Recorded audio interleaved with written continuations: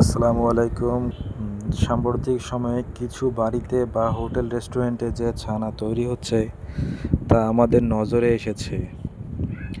সাধারণত ছানা নরম, দানাদার এবং সহজেই ভেঙে যায়, কিন্তু এই ছানাগুলো অস্বাভাবিকভাবে রাবারের মতো এটিকে টানলে সহজে ছেড়ে না, বরং লম্বা হতে থাকে।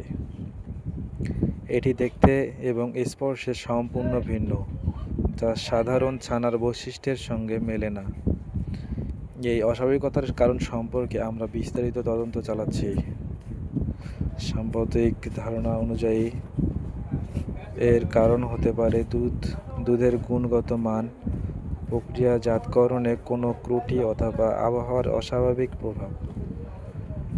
এই ধরনের অস্বাভাবিক ছানা দেখতে পেলে দয়া করে এটি রান্না বা খাবারের জন্য ব্যবহার করবেন না। এটি স্বাস্থ্যের জন্য ক্ষতিকর হতে পারে। এই ধরনের কোনো অভিজ্ঞতার সম্মুখীন হলে নিকটস্থ খাদ্য ও পুষ্টি দপ্তরে যোগাযোগ করুন। মানুষ মানুষেরই কল্যাণ কামনা করে।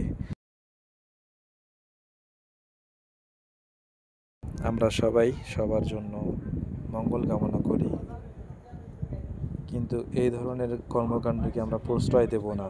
আশা করি আপনারা সবাই সবাইকে সহযোগিতা করবেন।